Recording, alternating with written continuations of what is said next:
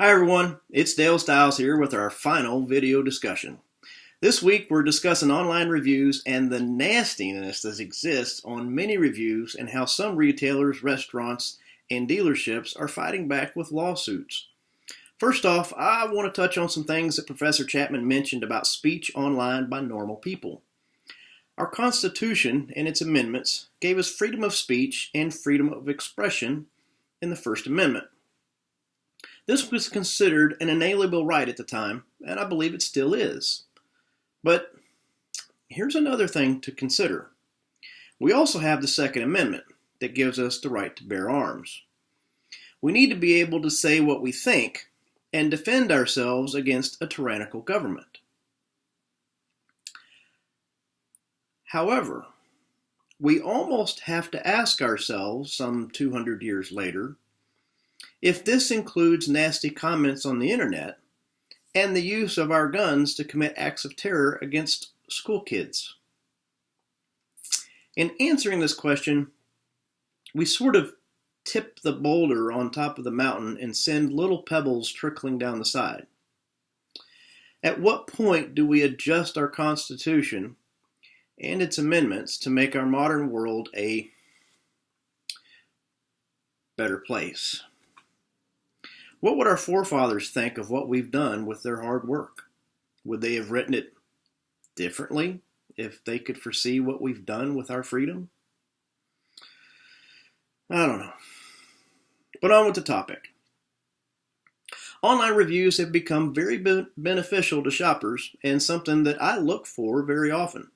In fact, I look at reviews for almost everything that's over $100. I want to make sure I'm spending my money wisely, that I'm being a good steward with what God gave me. Every dollar I earn is a gift. My motorcycle, my truck, my house, it all belongs to God. I'm just using it, and the more I use His gifts for His service, the more He will trust me with bigger responsibilities. In Luke 16:10, it is written, "Whoever can be entrusted with very little can also be trusted with much. And whoever is dishonest with very little will also be dishonest with much." So, I read the reviews, but I do so with a grain of salt.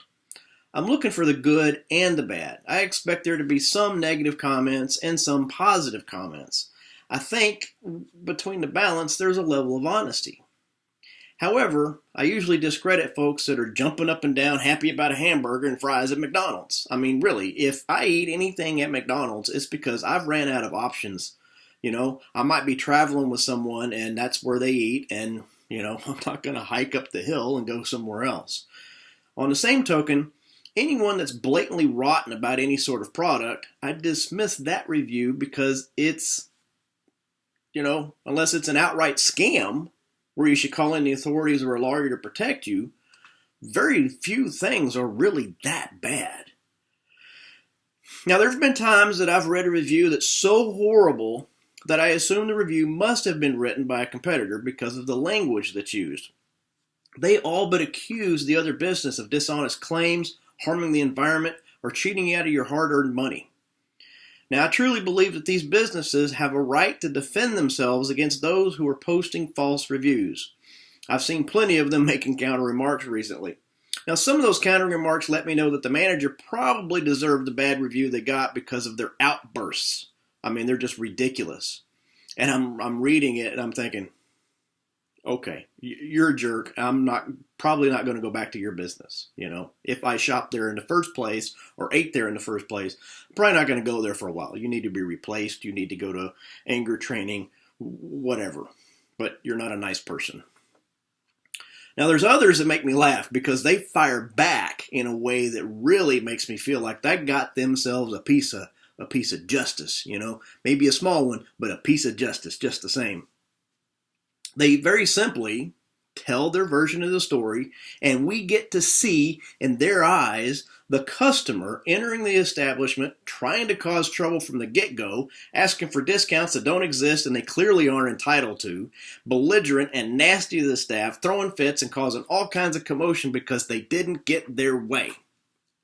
I almost want to drive over there, ask for the manager, and tell them why I'm there, and then give them a great big high five.